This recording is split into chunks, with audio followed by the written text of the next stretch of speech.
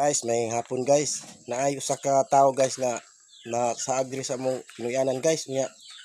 Among tan-aw guys, gutom kay sa luoy kay sa guys na mutong gi kara na mo among gi pagkaon og biko. Amo siyang gipangutana guys kung taga diin siya nya. Di man siya motingog guys kay anya guys nga gutom kuno kayo siya, mo gusto sa mukaon. Kaon na lang ganin ni siya og kuan guys oh, agi po. So nga kita nga maluluyon kay ta guys. Ato gid ang tabangan guys kay wala ta masayod guys nga gipadala din ni si Ginoo diri sa kalibutan.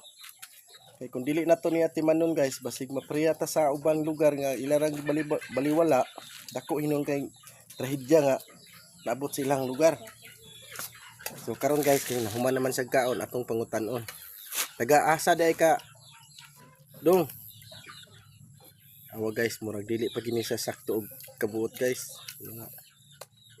Astang plato guys, oh, yan ang tilaan guys tungod sa iyang kagutom.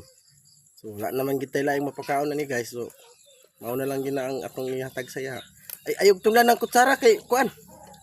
Ayaw. Tay guys, murag mahadlok naman taan ni guys, murag delikado ning tawhana guys. Mara to guys, bye-bye guys.